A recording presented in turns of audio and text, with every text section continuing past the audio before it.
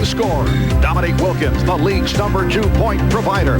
Two superstars whose similar talents have resulted in opposite returns.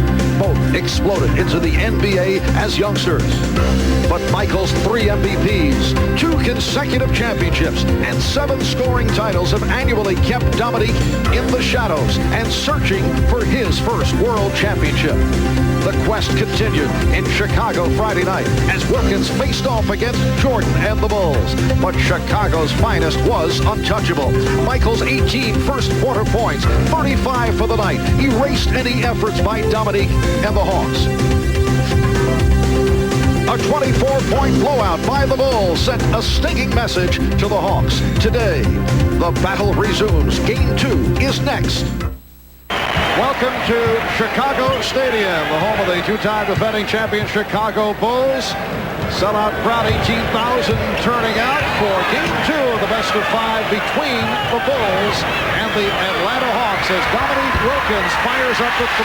Marv Albert with Mike Fratello and Ahmad Rashad. What a stunner between the Lakers and the Phoenix Suns once again as the Lakers make it a 2-0 lead in the best-of-5, and we'll be bringing you all kinds of post-game coverage coming up at halftime with Bob Costas back at our New York studios. The Bulls off to a 6-0 lead. The Hawks are 0 for their first 5.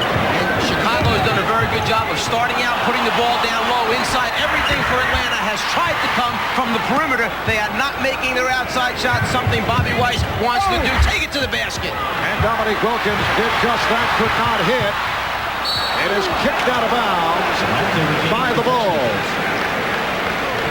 Known for their ability to pass the basketball and play unselfishly. Grant flashing in the lane, getting off to a quick start just as he did in game #1 against Atlanta. And the Hawks 0 for their first 8. Comcast guarded by Cartwright. Here is Stacey Altman.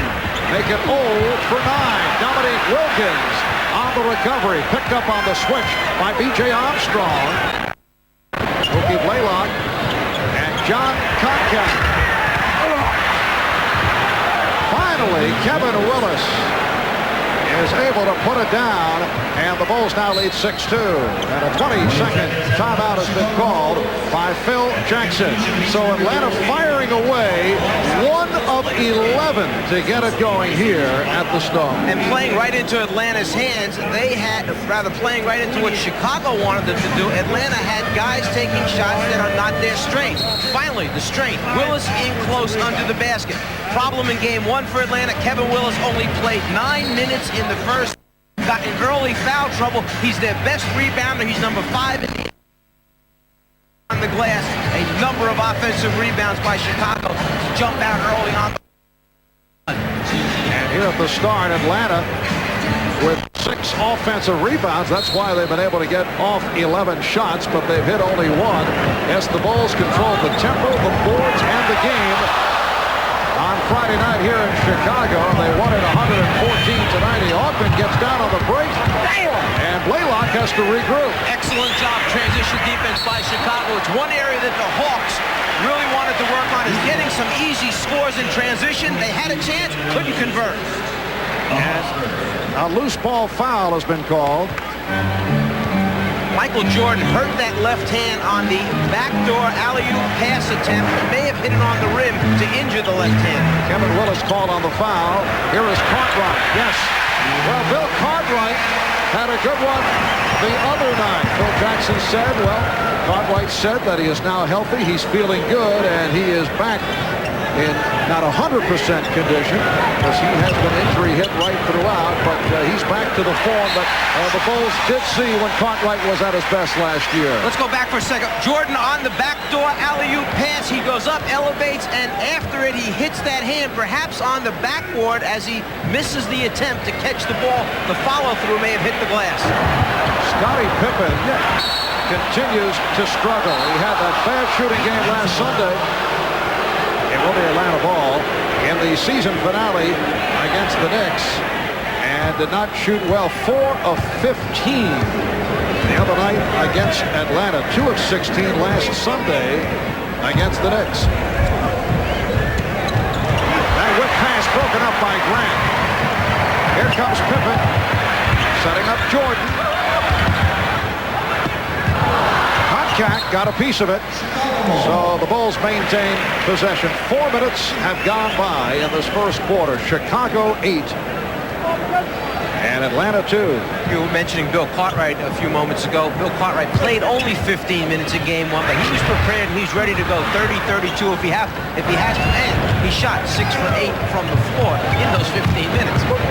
Dominique Wilkins trying to slice through, and a foul call. Joe Crawford making the call.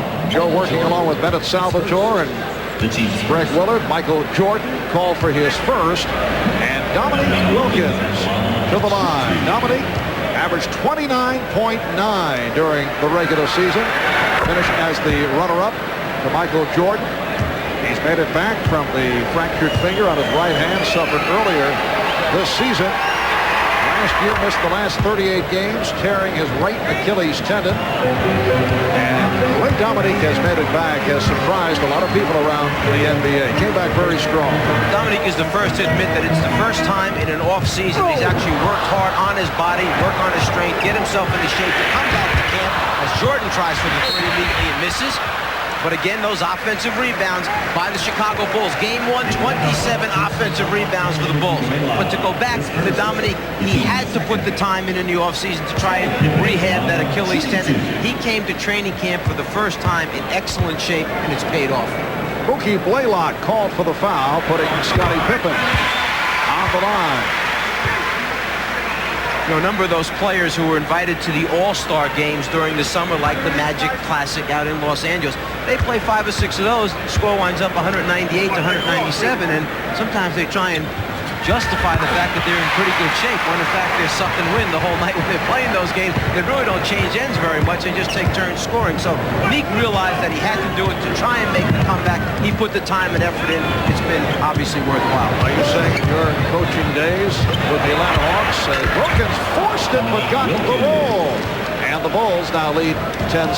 Dominique would claim that he'd be in good shape because of these charity games. He'd hit 40, 50 points. Is that the idea?